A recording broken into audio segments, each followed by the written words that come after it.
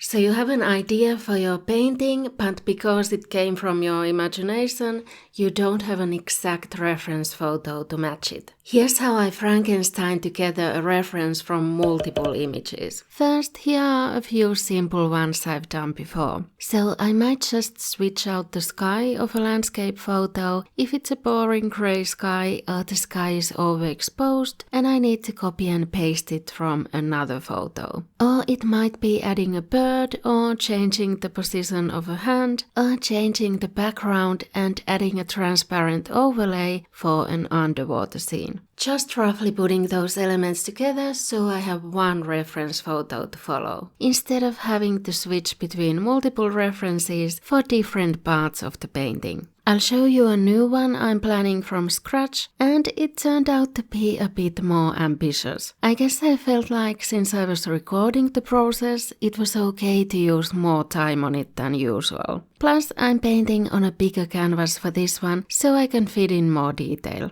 For this painting, I found some inspiration photos and pinned them on a Pinterest board and started sketching out some ideas in a small thumbnail size. Once I decided on the composition, an idea, and the canvas size I would use, I sketched it a bit bigger in the aspect ratio of the canvas. And then I started looking for reference photos from a few free stock photo sites, namely Pexels and Pixabay, and from my own photos. And this is how I put them together for a reference image for my painting in the free image editor GIMP. I open them up and layer them on top of each other, adjusting the opacity of different layers to put the pieces in place and adjusting the image sizes of the different layers. You can either start stacking the images on top of one of them or make a new canvas in the aspect ratio your actual artwork will be, or just crop the final image to the right aspect ratio at the end. Sometimes I take a photo of the sketch and crop that to the right size and start piling the images on top of the sketch. And if I don't have references for some parts, I can let the sketch show through in those areas. I cut the background out just to leave the objects and put them together into my Frankenstein image. The issue with this is you don't get an even light source and shadows across all the images, and you might need to think about it more while making the final sketch and the painting. The prepping for painting also takes more time this way, but I found this makes the sketching and painting easier, having all the references in one photo rather than switching between multiple references if you want the sky from one photo, a building from another, flowers from another, and the pose from another, and the hair, and so on. And also, you're not limited by the exact reference photos you can find, trying to find the one perfect photo to paint.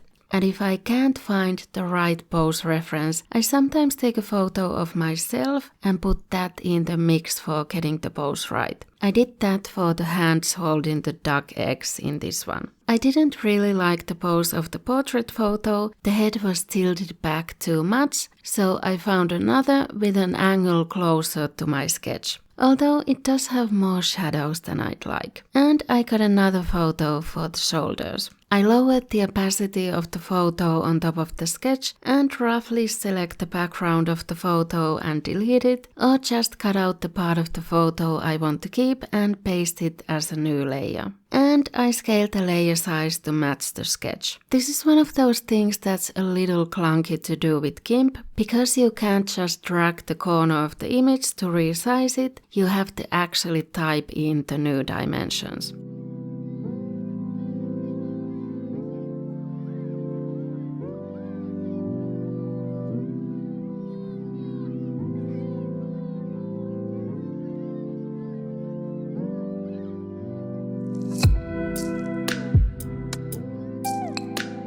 I used one of my own old photos for the water, tilted it to make the horizon line straight, moved it underneath, and then just cut the hands and the shoulder photo to make it look like she's in the water. I didn't want to keep the shoulder straps, so I used the clone tool to hide them.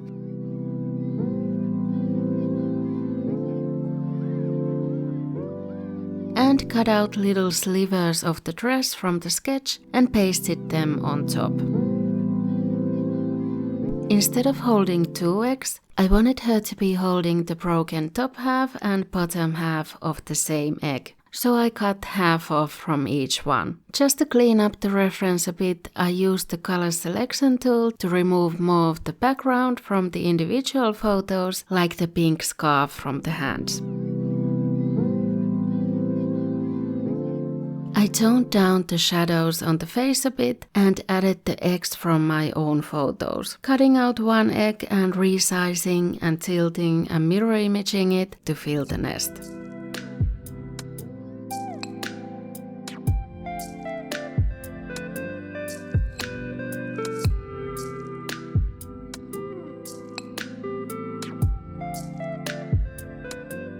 The parts I didn't get reference photos for, I just let the sketch show through and then also roughly draw some parts on top, like add a circle of mist or clouds coming out of the broken egg.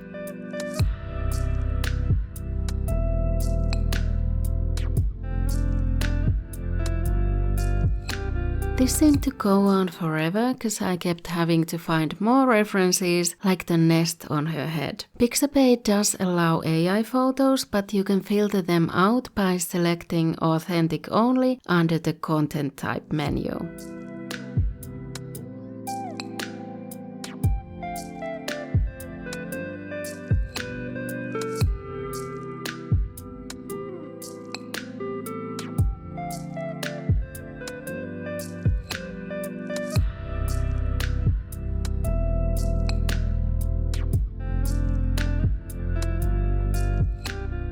I drew some pearls in the hair and a pearl necklace and stars in the sky with the paintbrush tool. Added a background color and cut out parts I wanted to show from the sketch.